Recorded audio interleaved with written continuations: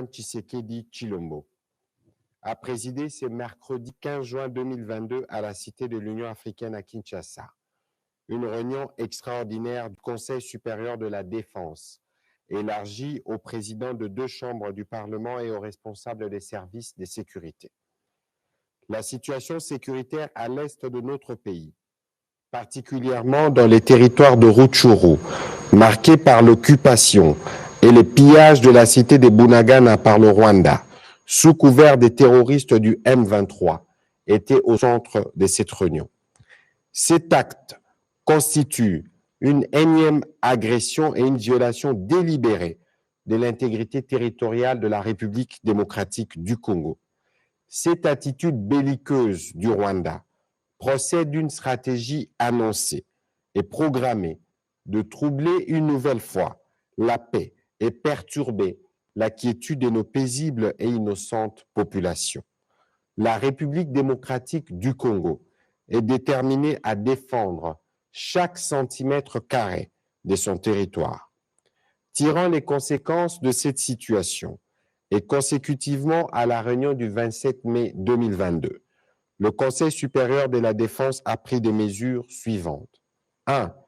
L'exigence faite au Rwanda de procéder au retrait immédiat de ses troupes sous couvert du groupe terroriste M23 du sol congolais.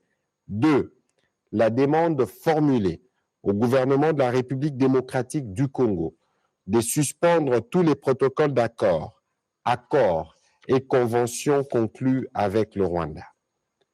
Par ailleurs, le Conseil supérieur de la défense salue les efforts de paix et de médiation engagés par le président João Lourenço de la République d'Angola dans le cadre de la conférence internationale sur la région de Grand Lac CIRGL et le président Uhuru Kenyatta de la République du Kenya dans le cadre de la communauté de l'Afrique de l'Est.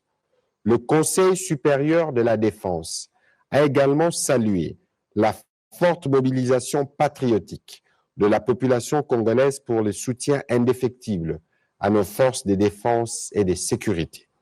Il a en outre chargé les vice-premiers ministres, ministres de l'Intérieur, Sécurité, Décentralisation et Affaires coutumières et le commissaire général de la police nationale congolaise à prendre toutes les dispositions requises pour éviter la stigmatisation, la chasse à l'homme et tout autre acte de nature à troubler l'ordre public, l'unité et la cohésion nationale durant cette période.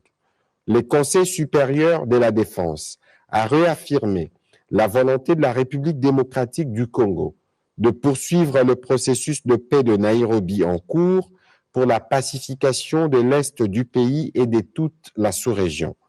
Le Conseil supérieur de la défense a demandé au gouvernement d'assurer une prise en charge immédiate de la population congolaise en détresse, victime de ces actes de barbarie et de terrorisme qui ne resteront pas impunis.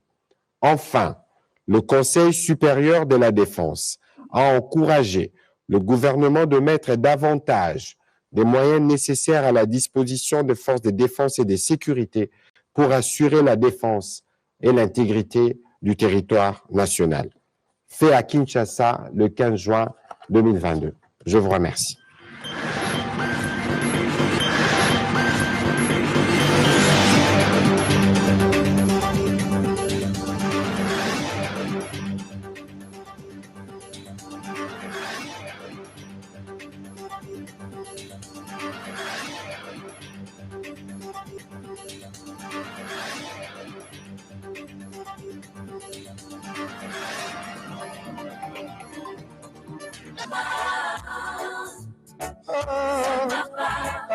Come on, baby.